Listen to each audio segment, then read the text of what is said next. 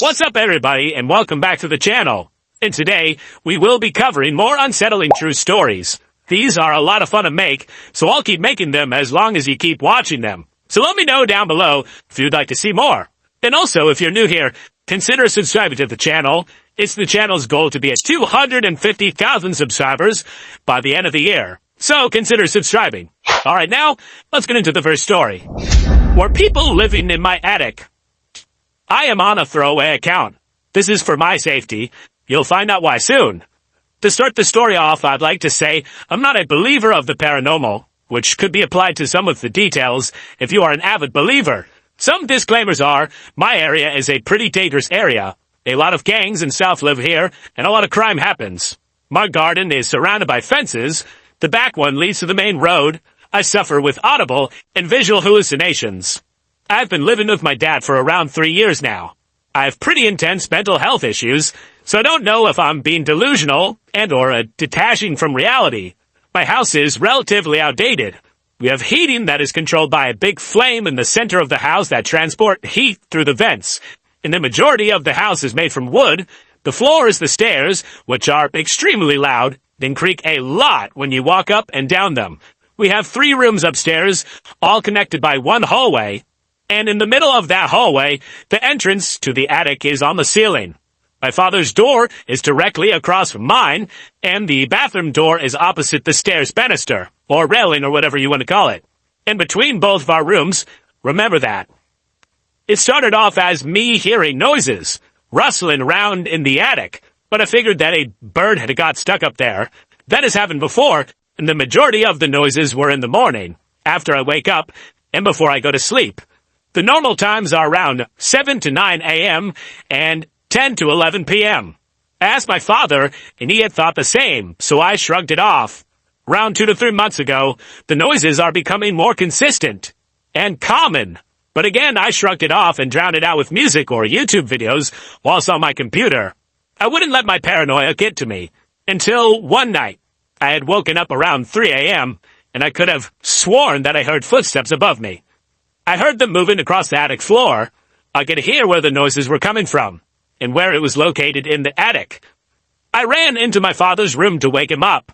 I'm not sure if we had startled something up there, but the noises stopped, and my father didn't believe me, and he said I was just hearing things. I suffer with audible hallucinations, sometimes visual, so I again shrugged it off, as a little reassurance is all that I needed. I hadn't heard anything for a couple weeks after that, and I'm not sure why. The morning and nightly noises were still persistent, however. We went out one day, me, my father, and my dogs. I left my PC on. My door was slightly open and the bathroom door was closed. I leave my door open out of habit so my dogs can roam around the house when we are home. However, they do their bathroom in the bathroom, so we close the door while they are home, because we don't want them doing that. We were out for around 3 to 4 hours. We went on a nice walk. When we got back, I headed back upstairs into my room. And the events that happened are in order. I saw that my door was closed. Must have been a draft. Just before I got into my room, my father shouted up the stairs to me. And he had complained that I'd left milk and a packet of meat out of the fridge. I told him that I didn't. It wasn't me. My father is a very logical man. He thinks there's always a logical explanation to everything. So he was confused, but he said he must have done it himself, because I was sure that I didn't take anything out of the fridge. Before going into my room after the conversation with my father, I saw that the bathroom light was on, and the door was wide open. I went to search around the bathroom, but I couldn't find anything that could be necessarily out of suspicion. As I walk out of the bathroom, remembering that the banister is facing you when you leave the bathroom, I'd seen some paint chipped away from the banister, something I have never noticed before. All of this could be explained as coincidence, or maybe I did close my door, open the bathroom door, leave the light on, never noticed paint chipped away on the wooden banisters. Maybe my dad did get some stuff out of the fridge and forgot to put it away. And that's how I thought at the moment. I did not want to believe that someone else was living in our house. But when I entered my room and sat down on my computer, I noticed that it was no longer on the YouTube video and on some European food website which was in English. However, no idea. Other than that, my computer had no other evidence of being tampered with on. just that food website could have been a pop-up. Things had escalated from there. Me and my father kept hearing weird noises in the night and even during the days, bangs and thuds, etc. My father goes to work 5 days a week. He leaves at 5 a.m. and gets home around 7 p.m. I don't work, and I am home to hear everything. A lot of the times when I'm home I hear these noises, and my dogs do too, so I know I'm not hallucinating. My dog started sniffing and peeing around the area underneath the attic latch. I have no idea why. My dogs are 3 to 4 years old at this point, both of them, and they've never really peed in a place they haven't before, if that makes sense. One Christmas, my dad had gone on holiday, leaving me on my own in the house for a few weeks. Probably the scariest time of my life. I'm an adult. I should be able to defend myself, right? Well, everything was fine for the first few days. It was lovely to have time alone. I cooked a lot, spent a lot of time with my dogs, even made them some nice food too. I had somewhat stockpiled food into my fridge and freezer to last me for a few weeks, meaning I didn't really have to cook much, just to microwave and or defrost the day before. After I cooked everything, one day had gone by. I noticed small things going missing from the refrigerator every day after waking up. I had these snack/bite-sized cheese wheels that I hadn't opened, but were open. Some of the food I made was going missing, and I was running out of milk a lot faster than I could have imagined. This persisted for around 3 days before I called a friend to come and stay downstairs. I explained the situation to him, and he was more than happy to stay on the couch for a few days to somewhat protect me. He's not scared of much, and he's very strong, so he could probably fight for himself if he needed to. The very first night he was there, we did a test. We acted as if we were leaving the house and gently slamming the front door to potentially prompt whatever was in my attic to come down and have free reign on the house while we were out. We practically tiptoed back into the center of the living room and sat in silence for about 10 minutes, whispering at most. We heard the noises, extremely close to the latch of the attic, almost like a scratching noise, to get their nails under the hatch to open it or something. I have no idea. As my friend heard it, he stamped his foot on the ground to intimidate, assuming that there was somebody up there. Not to mention my dog started growling at this point, too. I knew I wasn't just hearing things, and I had another person for proof. At this point, I was extremely terrified, and my friend, which was surprising, was also scared, too. He said that he wouldn't sleep at night if he heard the noises, and said he'd stay up all night with me if need be. I quickly responded to him saying something along the lines of, "Fuck no, bro. We're leaving. I'm gonna pack my bags, bring the dogs, and we're going to your house." He agreed, and we left for the night. And I came back the following afternoon with him to see if anything in the house had changed. There were dishes in the sink that had been used and not washed, food missing from the fridge, and I had switched off all the electrics from the mains before I had left, such as PC, chargers, lamps, etc. I was sure someone was living in my house somewhere. My PC was on, but luckily I had a passcode on it, so they couldn't get in. When I recognized that all of this had happened, I called the police. They came and searched all of my house. They didn't go into the attic. They just opened the latch and spoke up into the attic. No reply. They had no explanation for the food going missing and the computer being on, but they couldn't help apparently. I got some clean clothes, repacked, and I left. This time, my friend dropped me off at my mother's, and I stayed there for a few days, with my dogs. Upon returning, one of my neighbors had caught me just as I was entering the house. They knew my father was away. They had said, "We saw 2 people climbing over your garden fence while you were gone," meaning they had jumped over onto the main road and made a run for it. It wasn't unusual for weird stuff to happen in my area, but that was too weird. Most of the time, they hop from garden to garden if they're being chased by police. Anyway, I went into the house. As I left it, how it was when I left. Nothing had changed. No food had gone missing. And the same dirty dishes were in the sink. And that's the very last I heard any of the noises. It's been almost 1 year since I've heard anything, or anything strange had happened. Everything is normal. But knowing that people could have been living in my attic mere meters away from me is terrifying. Please let me know what you think, because to this day, I'm still terrified and confused, and I lack the feeling of being safe. What would you have done? Edit. This account is no longer active. Thank you all for your help. I've written down all your suggestions. I made this account for nothing else other than to ask for advice. As for criticism, I appreciate the comments, but I do not care for it.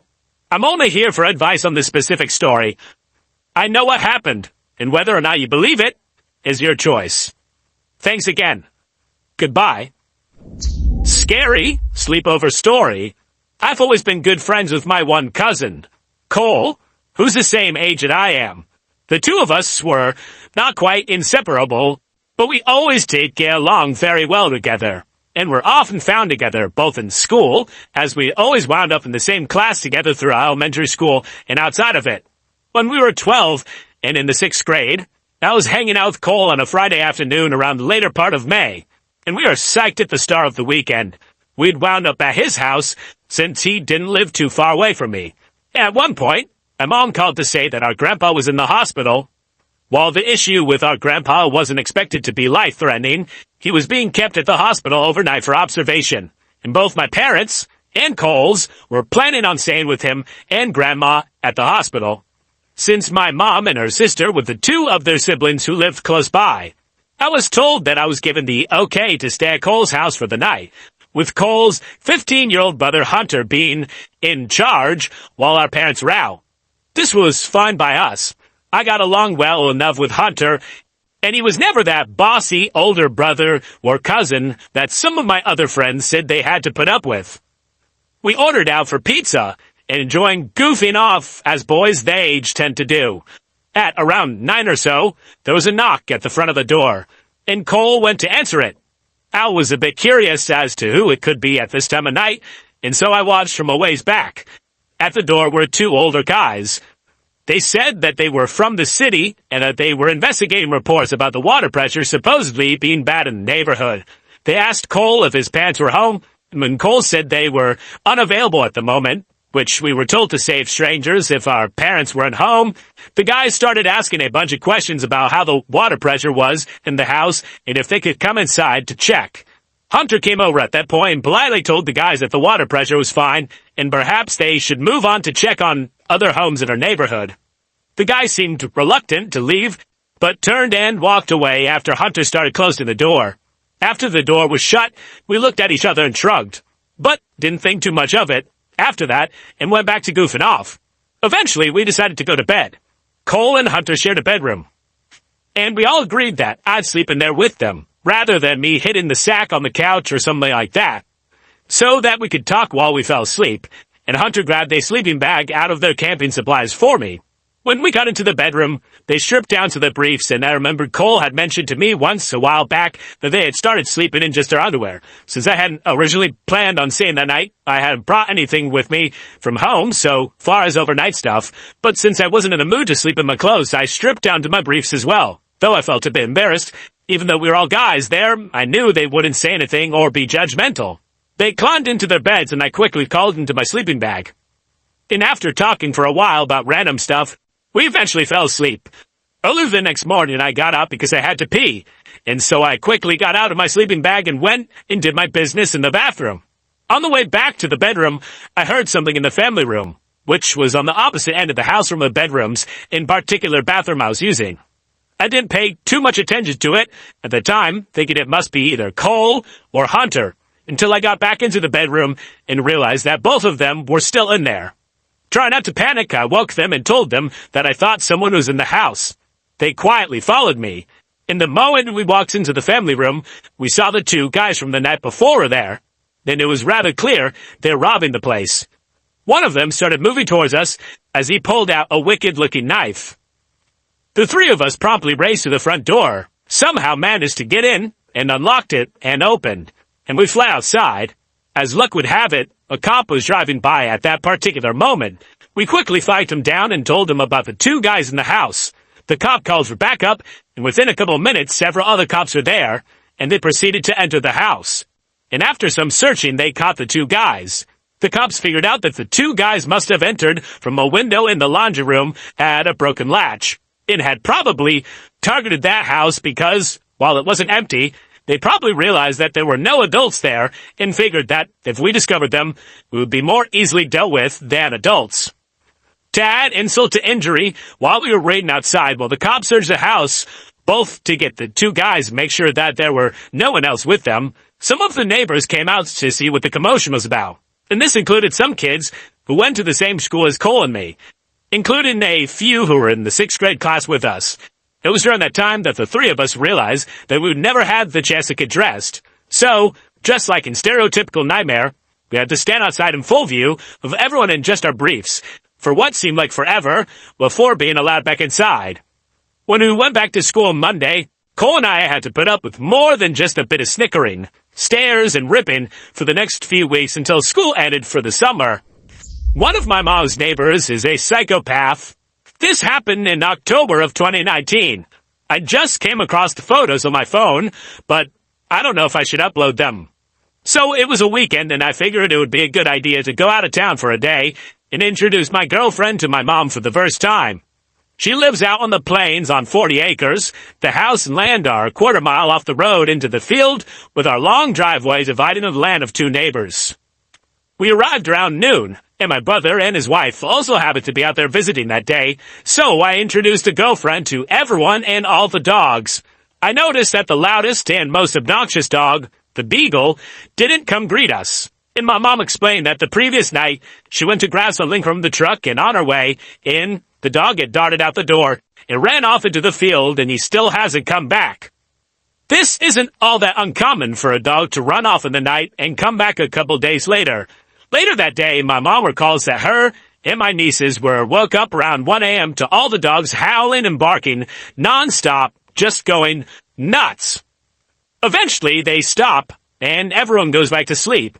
We continue to have a nice quiet day out in the middle of nowhere for a few more hours when we notice that this hawk has been flying around the same spot all day in the field, so my brother and his wife go to check it out while I mess around doing something else.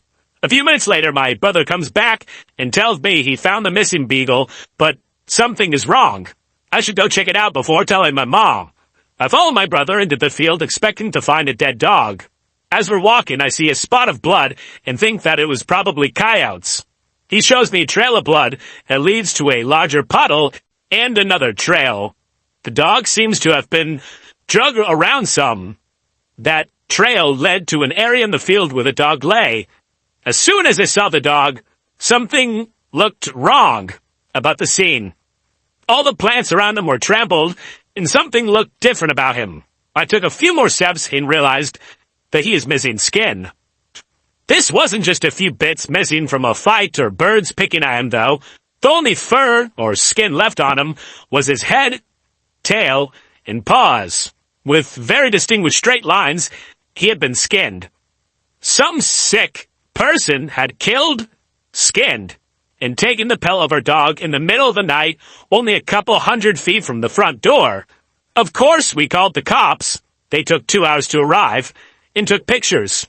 We looked around the area and noticed tire tracks, but we couldn't tell how old they were. We also found a pile of horse shit that looked pretty fresh close by. Did whoever did this ride a horse out there?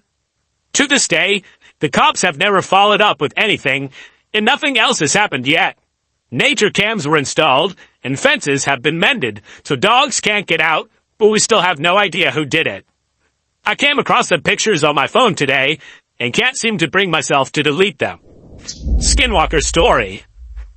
I've posted this one a couple times before, but seems fairly relevant. A personal experience that I had a while back still kind of messes with my head when I reread it. I'll be the first to say that all this stuff could have taken place in my head. The mind is a freaky thing and can play some pretty chirpy tricks on you. Sorry for the length. Whenever I was scared as a kid, my dad had always told me that in life, you should not be scared of ghosts. Fear the living because they can actually hurt you. In my late teenage years, I came into some money after my father committed S-word and I received an inheritance from him. At the time of my dad's passing, he and my mom owned a cabin up in Oregon by Mount Bachelor. The cabin had been put up for sale since my mom could no longer afford the payments, and renting it out was not covering the payments either. The cabin was set to go on the market for sale in less than a month and was in the process of finalizing all the paperwork with a realtor and lawyer. So, for that month's time, the cabin was not going to be rented out any longer. It was going to be vacant. I saw this as a chance to get away for a while and clear my head in light of all the things going on. I quit work, packed up my snowboarding gear, grabbed my dog, and headed up in my dad's car, that he had willed to me, to the cabin. Now, this was our family cabin that my parents rented out throughout the year when we were not using it. I had keys to the cabin and also had the code for the alarms, so I did not feel the need to stop at the rental management company and advise them of my stay. This has nothing to do with the coming story, but felt the need to mention it anyway. The first 2 days at the cabin were normal. Nothing out of the unusual happened. Spent my days playing with my dog in the snow, snowboarding in the evenings playing PlayStation or just listening to music, drinking and smoking out on the balcony. Had already stocked up on food, cigarettes and liquor, so I was pretty much a shut inside from the occasional out to hit the slopes, with my dog as company and DVDs/PlayStation as entertainment. I was quite content and started to feel relaxed after all the drama that had preceded my outing. The cabin itself was 2 stories. Bottom story had a living room and a side guest bedroom along with small kitchen. Upstairs had another 2 rooms along with a walkout balcony attached to the master bedroom. Most of my time there was spent either in the living room, kitchen, or master bedroom. I never ventured into the other rooms and always kept the doors leading into them shut. Open doors to dark rooms always creeped me out. Anyhow, the 3rd day came around and I was going through my usual routine of playing with my dog. His name was Midnight, by the way, and he had also since passed, playing games and watching DVDs. That day, it was pretty heavy snowfall, so I did not feel like trekking down the hill to the main road in my car and decided to stay in. That's when things started getting a bit weird. In our area, there were only 2 other cabins adjacent to ours, maybe a block away from each other. All other cabins aside from these 2 were around a mile away from ours. Surrounding us were mostly forest and very tall pine trees. Tall. This is important later on. Both these cabins were empty, and from the past couple days I knew that no one was currently staying there. Gave enough background, and I'm going to jump to the weirdness. Around midday, while outside with my dog, I noticed what looked like footprints in the snow around the area surrounding our cabin. It was still snowing, so the footprints looked semi-fresh, like someone had been there in the last 20 to 30 minutes before me. I thought that maybe someone was staying in the cabin near me that I may not have noticed. Maybe they were shut-ins like me. All right, whatever. The prints led away from my cabin, and they disappeared in the snow towards the denser part of the trees. Disregarded the footprints and went back inside. Nighttime came around and decided to head to bed. My dog, Midnight, was laying on the bed with me when I noticed his ears perk up to the standstill listening position. This was followed by him quickly jumping off the bed and running downstairs to the living room. I lay in bed and stayed silent. I was kind of freaked out and could hear him moving around downstairs, back and forth. After around 5 minutes, he ran back upstairs to me and started to do his doggy dance for the sign that he had to pee or that he wanted to go outside. Shit. Well, fine. I can't say no to him, so we both went downstairs to the outside driveway for him to do his thing. Only, he didn't want to pee. As soon as we were outside, he started to pull on his leash, trying to drag me to where he wanted to go. He kept looking into the dense part of the trees where the prints had been earlier, but he also kept sniffing the side of our house and looking up towards the roof. After he figured out that I was not going to go where he wanted to, he sat himself down and just stared into the darkness. A bit unusual for him, but all right. Maybe there are forest animals out there that he wants to chase down, but fuck this. Did not want to chance anything, so I pulled him back inside, and we both headed back upstairs. Around half an hour later, I was lying in bed when I heard what sounded like hooves walking on my roof. It was only a series of around 6 steps, and I rationalized that it could be a pine cone falling from the tree onto the roof, or maybe a kind-hearted forest animal running around. But here's the thing. The steps seemed to be spaced apart like a man-length stride. So it was really freaking me out. Midnight also heard the noise and was quick to run to the balcony screen door, expecting for me to let him out. All right, you know what? I'm a tough guy, and at the time considered myself to be fairly well built and strong enough to handle myself. So I grabbed my coat and shoes, along with my cigarettes and flashlight, and went out onto the balcony. Fuck it, right? As soon as I was outside, I lit up my cigarette and started canvassing the roof with my light. Nothing there, and the snow on top was undisturbed. Weird. Must have been all in my head. What about midnight hearing the noise? Maybe he was feeding off my fear or paranoia. I started to calm down and relax again. By the way, I am shaking right now, and my heart is beating hard as I'm typing this next bit. My eyes started to adjust to the darkness, and I kept smoking and just staring at the stars and trees next to our cabin. That's when I saw it. In a tree that was a little taller than our cabin and around 20 feet from the balcony, I saw what looked like a man, crouched in a squatting position in between two branches. It was squatted on one branch, and its arms were extended above its head, holding onto the branch above it. Fuck me, what the fuck is that? I wasn't sure if I was really seeing this thing, and stood just staring and sat there motionless. I noticed Midnight stand up and start pacing behind me and lightly barking at the same time. The thing still did not move. I put my cigarette out and was debating on shining the light in the thing's direction. But something in my head kept screaming not to. So I walked backwards to the inside of the room and pulled Midnight with me. Once inside, I locked the door and shined the light in the thing's direction, but there was nothing there. I shut the curtains of the screen door and retreated back to the bed. But later on in the night, I heard light tapping at the screen door, like someone was tapping on the glass with their fingers. It was consistent. It did not stop for nearly an hour. Midnight seemed to stare at the door, but he wouldn't go near anymore. The weirdest part was that I had a feeling like someone was inviting me to open the door, but at the same time, I kept hearing my dad's voice in my head telling me to stay in bed and not to do it.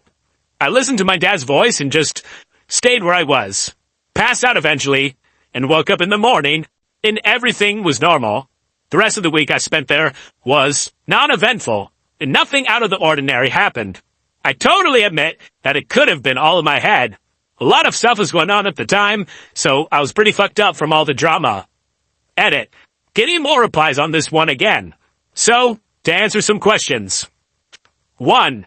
Yes, was scared as shit when it happened, and the stuff I did may seem kind of ballsy, but the reality was that I was not really thinking everything through when I went out into the patio to investigate. More impulse, if anything else. 2. I did stay the whole week after that night. The reason being because I really had nowhere else to go. My mother had sold her house and was staying with family while the sale of her new house was going through. Her family was one I did not get along with. I could not go to my dad's side of the family because they partially blamed me for his death. And at the time, I did not feel like being consoled by friends. 3. My dog Midnight never acted weird like that before, but again, he could have been feeding off my anxiousness. 4. The cabin was sold soon after, and I never spoke with the buyers. It was all done through a realtor. I have not been back to the area, or Oregon, since it happened. 5. Yes, I have had some other weird experiences since that time, but nothing as sketchy or frightening as that night. 6. And yes, the incident still scares me. I actually sleep with night lights around the house and have flashlights placed in each room along with other items in case something happens or the lights go out. 7. Oh, and thank you about the condolences about my father. It happened a while back. Still feels fresh in my mind, though. Mommy, I've been thinking about the devil a lot. Hi! Never posted before, and not quite sure if this is the right place, but here we go. Anyways, this is one of the scariest things to happen to me as a kid, and has always stuck out to me. It was about 10 years ago, and I was 9 years old. I just moved back to California with my family. We were to be living with my grandmother in a cramped 2-bed, 2-bath, and I was excited. My grandma was an older, pretty religious Filipino woman, a converted Hindu and faithful Catholic. I'm not sure if that's a contradiction because I don't know much about either religion, but her house had lots of shrines, candles, paintings of Jesus and Hindu gods, and this overall weird energy I could probably feel as a kid.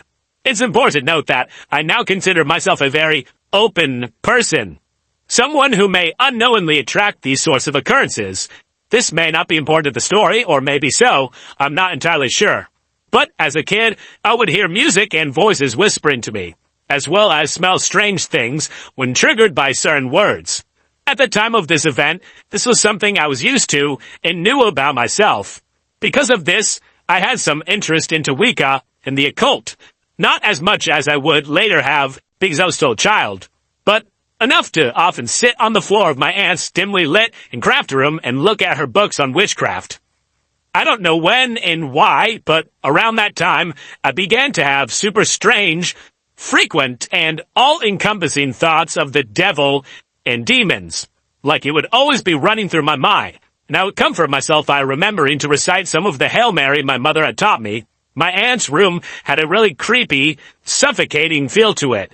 But I'd always spend time alone up there even though I felt as if I were something watching me.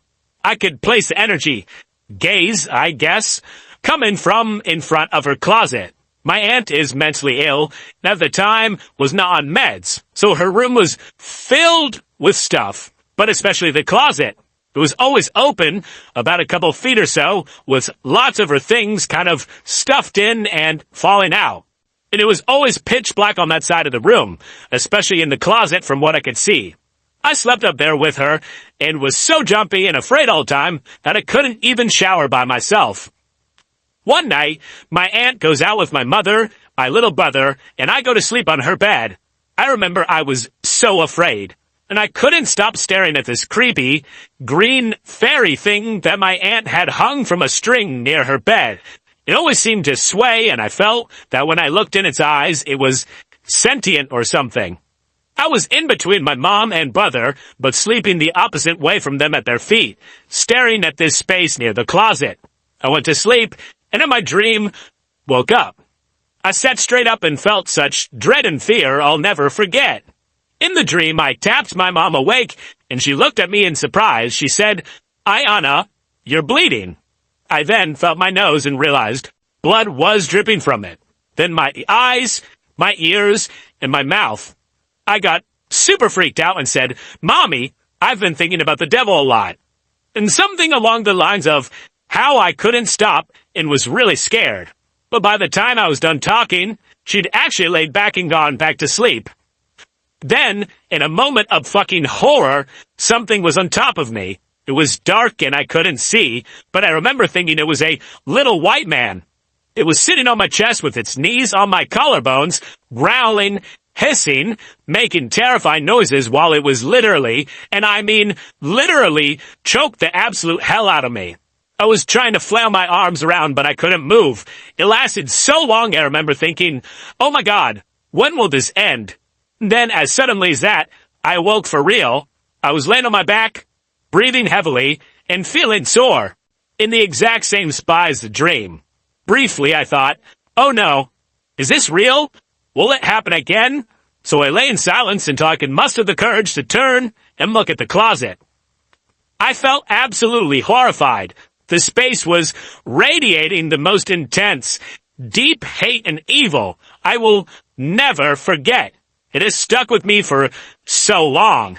I could just feel something staring at me so intensely. And also the sense that it knew that I knew it was there, that we were looking at each other in that moment. I rubbed my mom's hip for comfort and laid back down, immediately starting on a Hail Mary. I did it again and again until I could fall back asleep. For some reason, I also felt, although I was asleep, that whatever it was, left. I could, scent it walking out of the room. When I woke up, I went to stand near the closet, and the space felt kind of empty. Anyways, grew up and forgot about this story.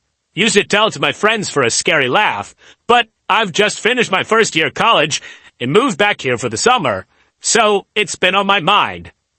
This wasn't even the most frightening thing to happen in this house, so we'll see if any other future things happen. Hopefully not. LMFAO. The man outside. About 4 months ago, I began to hear strange things from friends around my neighborhood. For context, I am 17 and live in a nice and expensive neighborhood with my mother and sister. Around 5 every day, I would take my dog out to a nearby park where there would be around 5 to 10 people there with their dogs every day at the same time. I would have casual conversation with the occasional political argument, but for the most part, it was all very casual and relaxed. One day, I arrived at the park with my dog, who was eager to play. I walked in and said hello. I knew almost everyone there and had memorized all the names of their dogs.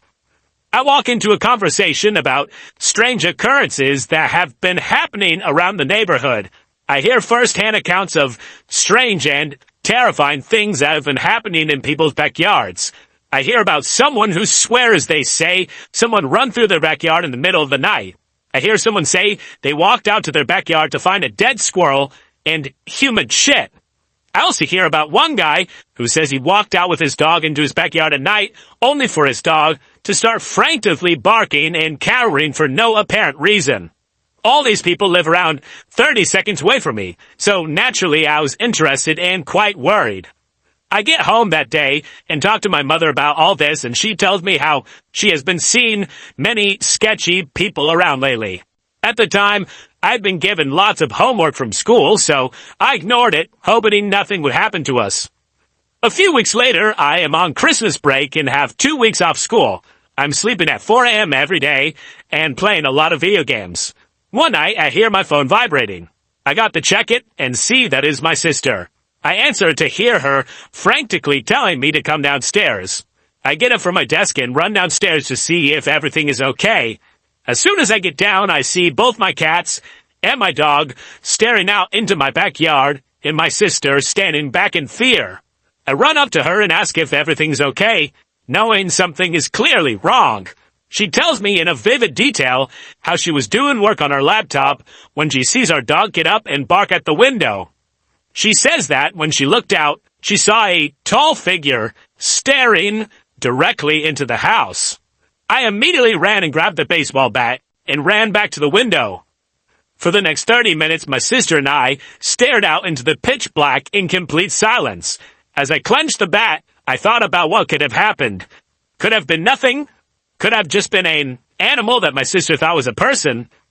Because I never saw anything. I could not tell you. All I know is that the look on my sister's and my pet's faces meant something was out there. Unknown visitor at night watches me outside my open window. I've been a lurker here for quite a while, and I have decided to share one of my stories. I'm originally from a state where it's predominantly hot year-round, and I am not a big fan of warm weather. So when winter comes around, I like to have my windows open and spend as much time outside. Temperature average around the 50s, but that's beside the point. It was one of those chilly winter nights. I was about 10 years old, and the only people home were my 2 nannies and me. They were at the other side of the house watching TV while I was in my room. It was getting late and was likely around 10 p.m. So I decided to take a shower and hop in bed. Everything's fine. I hop out of the shower and get ready for bed. At this point, I should quickly go over the layout of my room. It's rectangular and has 2 windows facing the front door entrance to my house.